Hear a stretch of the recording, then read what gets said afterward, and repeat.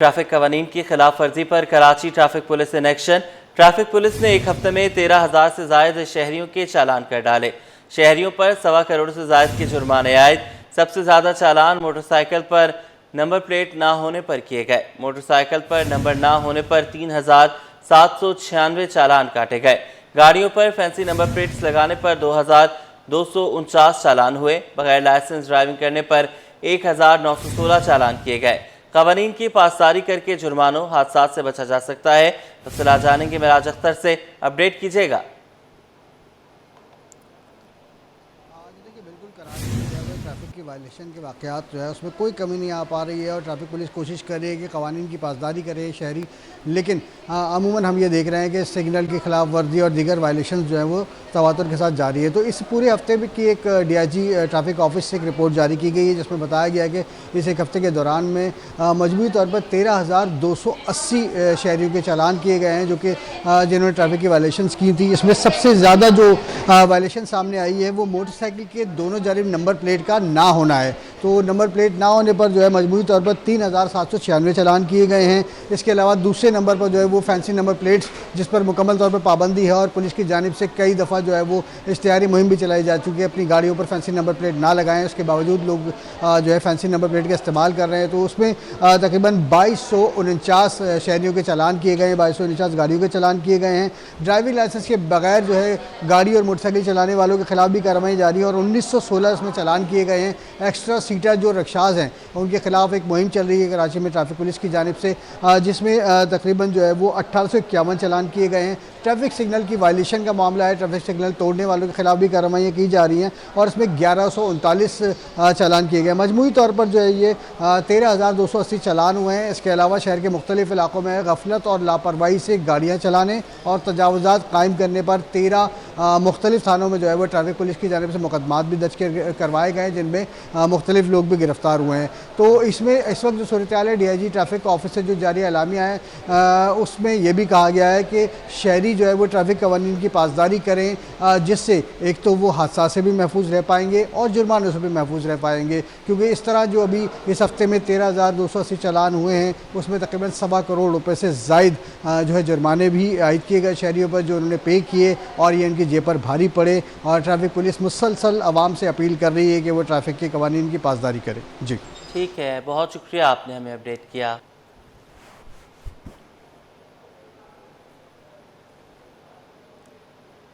बहादुराबाद चार मीनार चुरंगी पर फलों की दुकान में लगने वाली आग पर काबू पा लिया गया। कूलिंग का अमल जारी है।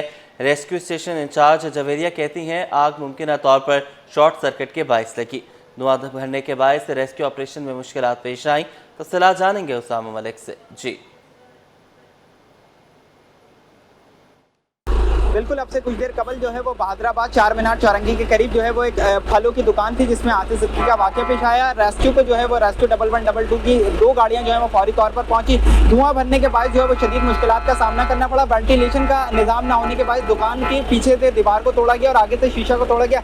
अब आग पर जो है वो काबू पा लिया गया। इस वक्त हमारे साथ रेस्क्यू के इंचार्ज मैडम जवेरिया मौजूद है। बताइएगा कि क्या मुश्किलात का सामना करना पड़ा और कैसे आग लगी? जी, 9 बजे के करीब हमें इत्तला मौसूल हुई।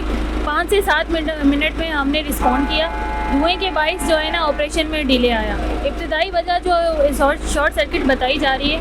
अभी हमारी 2 गाड़ियां काम कर रही हैं। बेसिकली ये फ्रूट्स का गोडाउन है जहां पर मुख्तलिफ़ किस्म के फ्रूट्स जो आपकी लकड़ी की शीट्स हैं उसके अंदर स्टोर था। तो फ्रूट था और लकड़ी थी, उसकी वजह से आग लगी। और अभी हमने 1-2 जो हमें वेंटिलेशन रिक्वायर्ड थी वो हमने की है और अभी काफ़ी हद तक बेहतर है। बिल्कुल, देखें आग पर काबू पा लिया गया है और उसको जो है ये फलों की दुकान थी जिसमें आतिशबाजी हुई थी, अब काबू पा लिया गया है। धुएं के बाद जो है वो शदीद मुश्किलात का सामना करना पड़ा। वेंटिलेशन का कोई निज़ाम जो है वो दुकान के अंदर मौजूद नहीं था। रेस्क्यू की जानिब से फौरी तौर पर पहुँचकर आग पर काबू पा लिया गया है। सोहराब गोठ जन्नत गुल टाउन मुनशियात फरोशों के लिए जन्नत बन गया। इलाके में खुलेआम मुनशियात फरोख्त होने लगी। मुनशियात फरोख्त की फुटेज मंजर आम पर आ गई है। आपको बताएं सोहराब गोठ का इलाका है जन्नत गुल टाउन जो मुनशियात फरोशों के लिए जन्नत बन गया है। मिराज अख्तर से तफसीलात लेंगे, बताइएगा। अभी देखिए बिल्कुल कराची पुलिस की जानिब से बहुत दावे किए जा रहे थे कि मुनशियात फरोशों के खिलाफ कार्रवाई की जा रही है और कहीं फरोख्त नहीं होने दी जाएगी। लेकिन ये दावे जो है कराची पुलिस के वो धरे के धरे रह गए हैं क्योंकि ये फुटेजेस सामने आई है, मंजर आम पर आई है इलाका है, कराची का इलाका है सोराब गोड, और सोराब गोड थाने की हदूद में है जन्नत गुल टाउन। तो ये आजकल जो है नशात फरोशों की जन्नत बन गया है, क्योंकि यहाँ की जो छोटी मसूल हुई है सिटी 21 को, तो वाक़ई तौर पर देखा जा सकता है कि कम उम्र नौजवान है और वो अपने कम उम्र नौजवानों को, लड़कों को ही मंशियात जो है मुबैना तौर पर फरोख्त कर रहे हैं। इस फुटेज में वाज़ेह तौर पर ये नजर आ रहा है। शलवार कमीज पहने में कुछ लोग हैं और एक छपला होटल है झोपड़ी नुमा, वहाँ पर भी मंशियात फरोख्त की जा रही है। जो है वो मुख्तलिफ जो गलियां हैं वहाँ पर खुलेआम इस तरह से मंशियात फरोख्त हो रही है जैसे कि आमतौर पर आम सब्जी या कुछ और फरोख्त किया जाता है, और कोई इनको रोकने वाला नहीं है। पुलिस का कोई नामो निशान दूर दूर तक नजर नहीं आ रहा है। ये फुटेज नजर यहाँ पर आई है, तो इस पर जाहिर सी बात है कि हमने SSP ईस्ट से भी रब्ता किया है, DIG ईस्ट से भी रब्ता किया है, तो उनका ये कहना है कि उनको भी ये फुटेज मौसूल हुई है और वो इस पर तहकीकात कर रहे हैं और चेक किया जा रहा है कि कौन से ग्रुप है जो मुलविस हैं। जल्द ही इस ग्रुप का किलाकमा कर दिया जाएगा और मुलजिमान को गिरफ्तार कर लिया जाएगा। लेकिन अफसोसनाक सूरत हाल ये है कि ये फुटेज जब बनाई गई तो इसका मतलब है कि इस इलाके में जो है मंशियात फरोशी उरूज पर थी या अब भी है। बहरहाल पुलिस का यही दावा है कि जल्दी इनको गिरफ्तार करके इस सूरत हाल पर काबू पा लिया जाएगा। बहुत शुक्रिया, आपने हमें अपडेट किया। सिंध हाई कोर्ट ने मुनशियात के मुकदमे में मुलजिम मुहिबुल्लाह की सज़ा में इजाफे की दरख्वास्त पर समाअत की। अदालत ने तफ्तीशी अफसर के जरिए मुलजिम को नोटिस जारी करते हुए दरख्वास्त की मजीद समाअत गैर मुअय्यना मुद्दत के लिए मुलतवी कर दी। तफसीलात जानेंगे, मुमताज़ जमाली से बताइएगा। बिल्कुल, देखें जी, सिंध हाई कोर्ट कराची में मंशियात फरोशी केस में मुलजिम की सज़ा में इजाफे से मुतल्लिक आज दरख्वास्त पर समाअत हुई है। आज मुलजिम मुहिबुल्लाह की जो है सज़ा इजाफे से मुतल्लिक दरख्वास्त पर अदालत ने तफ्तीशी अफसर को जो है वो नोटिस जारी कर दिए हैं, जबकि अदालत ने दरख्वास्त की जो मजीद समाअत है वो गैर मुअय्यना मुद्दत तक मुलतवी कर दी है। ANF का मौक़िफ़ है कि मुलजिम मुहिबुल्लाह को एयरपोर्ट से गिरफ्तार किया गया था। मुलजिम के कब्जे से 1 किलो 20 ग्राम हीरोइन बरामद हुई थी, जबकि उनका ये भी कहना है, ANF के वकील का, कि ट्रायल कोर्ट ने मुलजिम का एतराफ़ जुर्म के बाद 3.5 साल सज़ा सुनाई थी। अदालत ने सवाल किया कि मुलजिम से बरामद मंशियात का कुल वजन कितना था। वकील का मौक़िफ़ है कि मुलजिम से बरामद पैकेट का वजन 1 किलो 20 ग्राम था। इसमें अदालत ने रिमार्क दिए कि इसमें तो पैकिंग मटीरियल भी शामिल होगा। लेबार्टरी सिर्फ 10 ग्राम का सैंपल भेजा गया है। अदालत ने इस पर रिमार्क दिए कि ANF रिमार्क प्ले कर रहा है, जबकि पूरा पैकेट इसलिए लेब नहीं भेजा गया ताकि उसका वजन का पता चल जाएगा। अदालत ने रिमार्क दिए कि बॉर्डर लाइन वजन की मुकम्मल मंशियात को लेब भेजा जाना चाहिए था। अगर इसमें वकील ANF का मौक़िफ़ है कि अगर पैकिंग का वजन निकाल कर मंशियात का वजन 1 किलो से कम हो तब भी कम से कम 7 साल की सज़ा होनी चाहिए। जी ठीक है, बहुत शुक्रिया, अभी आप हमारे साथ रहिएगा। माड़ीपुर के इलाके से 2 सगे भाइयों की बाजियाबी से मुतालिक case, IG Sindh, SSP Maripur और दीगर को नोटिस जारी। इस पर भी बात करेंगे, मुमताज़ जमाली से बताइएगा। देखिए जी, आज सिंध हाई कोर्ट कराची में माड़ीपुर से 2 सगे भाइयों की जो है गुमशुदगी से मुतल्लिक दायर दरख्वास्त पर समाअत हुई है। अदालत ने IG सिंध, SSP माड़ीपुर और दीगर को नोटिस जारी कर दिए हैं और अदालत ने फरीकैन से 2 जुलाई को जवाब भी तलब कर लिया है। जुबान अफसर एडवोकेट का मौक़िफ़ है कि सिराज और सीलान को 22 और 23 मई के रात से CCG ने गिरफ्तार किया था। दोनों का किसी सियासी या लसानी जमात से ताल्लुक नहीं है। दोनों भाई कहाँ हैं, किस जुर्म में गिरफ्तार किए गए हैं या हिरासत है, कुछ पता नहीं। वकील का मौक़िफ़ है कि दोनों भाइयों की गुमशुदगी से मुतल्लिक FIR भी दर्ज हो चुकी है। जी ठीक है, बहुत शुक्रिया, आपने हमें अपडेट किया। इमारतों पर बिलबोर्ड लगाने का मामला अदालत पहुंच गया। सिंध हाई कोर्ट के आइनी बेंच ने बिलबोर्ड, साइन बोर्ड लगाने के खिलाफ शहरी की दरख्वास्त पर नोटिस जारी कर दिए। तफसीलात जानेंगे मुमताज़ जमाली से। जी बिल्कुल, देखें जी, आज सिंध हाई कोर्ट कराची के आइनी बेंच के रूबरू शहर भर में इमारतों और घर के छतों पर साइन बोर्ड, बिल बोर्ड लगाने के खिलाफ दायर दरख्वास्त पर समाअत हुई है। दरख्वास्त शहरी रिहान की जानिब से दायर की गई है और उन्होंने अपनी दरख्वास्त में मौक़िफ़ अख्तियार किया है कि सुप्रीम कोर्ट कराची रजिस्ट्री की और साथ ही साथ सिंध हाई कोर्ट की जानिब से फ़ैसला मौजूद है कि घरों पर जो है वो साइन बोर्ड और बिल बोर्ड नहीं लगाए जाएंगे और बग़ैर परमिशन और बग़ैर SOPs के भी साइन बोर्ड और बिल बोर्ड नहीं लगाए जाएंगे। वकील दरख्वास्त गुजार ने मौक़िफ़ अख्तियार किया है कि मानसून का सीज़न शुरू होने वाला है और कराची के मुख्तलिफ़ ऐसी इमारतें हैं जिनकी छतों पर और बिल्कुल उन इमारतों के सामने दीवारों पर बिल बोर्ड और साइन बोर्ड लगाए गए हैं जो कि किसी ख़तरे से खाली नहीं है। साथ ही साथ उन्होंने ये भी मौका अख्तियार किया है कि उन साइन बोर्ड और बिल बोर्ड से जो रिहायशी इमारतों में रहते हैं उनकी हवा भी जो है वो बंद हो रही है। लिहाजा अदालत ने फरीकैन को नोटिस जारी कर दिए हैं और 4 हफ्तों में जवाब तलब कर लिया है। जी, शरह सूद बरकरार रहेगी या कम? स्टेट बैंक ऑफ पाकिस्तान आज मॉनेटरी पॉलिसी का ऐलान करेगा। पाकिस्तान स्टॉक एक्सचेंज में तेजी का रुझान बरकरार है। 100 इंडेक्स में 759 पॉइंट्स का इजाफा, इंडेक्स 1,22,903 की सतह पर पहुंच गया। काविश मेमन से तफसीलात लेंगे। काविश, बताइएगा।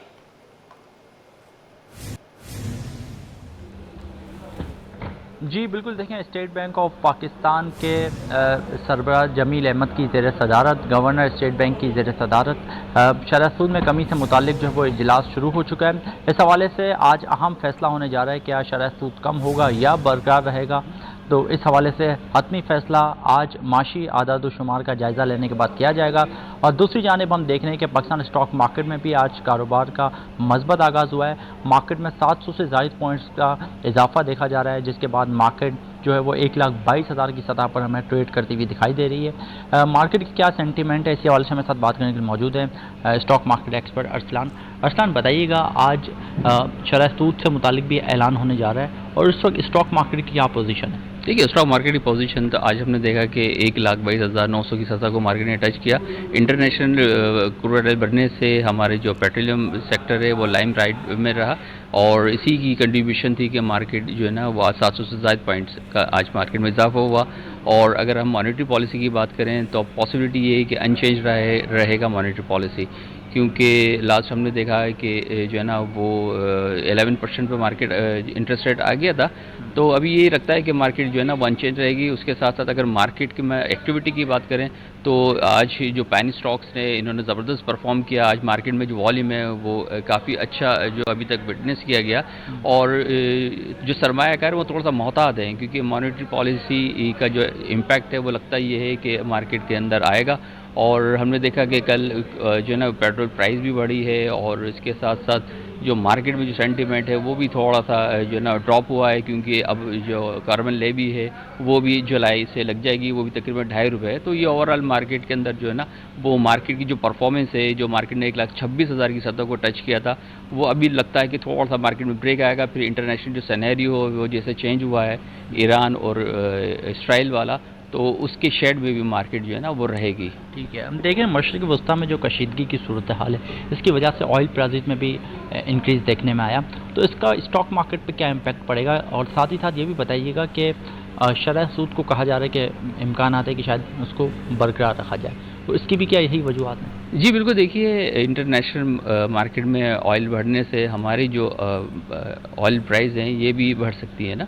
तो यही वजह है कि हमने फोर्टनाइट जो प्राइस थे वो भी बढ़ा, तकरीबन ₹4.80 तक का इजाफा देखा गया है। और एक कंटिन्यूसली जो मॉनेटरी पॉलिसी थी वो ड्रॉप होती जा रही थी और लगता ये है कि अब जो मॉनेटरी पॉलिसी आएगी वो अनचेंज रहेगी। ठीक है, अरसलान मेरे साथ मौजूद थे। उनका कहना है कि मशरक़ी वस्ता में कशीदगी के बायस हमने देखा कि पेट्रोलियम मसनूआत की कीमतों में इजाफा हुआ है, चूँकि जो दरामदी ममालिक हैं उनकी जो इकॉनमी है उस पर इफ़ेक्ट आया है। साथ ही साथ देखने के पाकिस्तान स्टॉक मार्केट में सरमायाकारों का एतमाद बहाल था, बजट में जो पॉजिटिव चीज़ें सामने आई, तमाम उसके बाद हमने देखा कि मशरक़ी वस्ता में कशीदगी के बाद प्रीवियस में मार्केट ने जब इख्तिताम लिया तो मार्केट में मनफी थी, लेकिन आज मार्केट ने मज़बूत आगाज़ लिया और इस हवाले से स्टॉक मार्केट के जो एक्सपर्ट्स हैं वो बताते हैं कि शरह सूद के ऐलान के बाद सूरत हाल मज़ीद वाज़ेह होगी। ठीक है, बहुत शुक्रिया, आपने हमें अपडेट किया।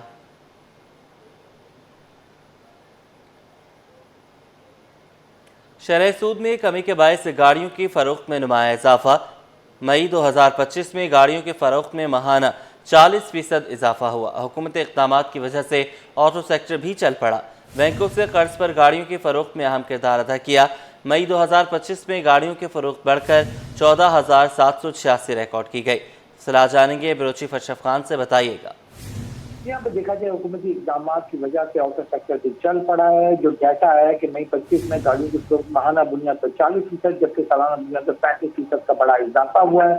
और एक साल में देखा जाए शरह सूद 22% से कम होकर 11% होने के मुस्बत असरात मरतब हो रहे हैं। बैंकों से कर्ज पर जो गाड़ियों की फ़रोख्त में अहम किरदार अदा किया है। मई 25 में गाड़ियों की फरोख्त बढ़कर 14,786 रिकॉर्ड की गई है, जबकि अप्रैल 25 में जो है गाड़ियों की फरोख्त जो है 10,596 रही थी, जबकि मई 2024 की बात करें, एक साल पहले गाड़ी की फरोख्त 10,950 यूनिट रही थी। रवा माली साल 11 माह में गाड़ियों की फरोख्त 39% का बड़ा इजाफा हुआ है। रवा माली साल 11 माह में गाड़ियों की फरोख्त 1,26,250 यूनिट रही है, जबकि गुज़िश्ता माली साल 11 माह में गाड़ियों की फरोख्त 90,542 यूनिट रही थी। और मई में देखा जाए 1,000 सीसी से कम इंजन वाली गाड़ियों की फरोख्त में 39% का इजाफा हुआ है, जबकि 1,000 सीसी से ऊपर वाली गाड़ियों की इंजन वाली जो गाड़ियां हैं उसकी माहाना फरोख्त में 107% का इजाफा हुआ है, और 13 सीसी और उससे ज्यादा पावर वाली इंजन वाली की गाड़ियों के 37% का इजाफा है हुआ है। ये बुनियादी वजह बना है कि जो शरह सूद 22% पर था, एक साल में घटकर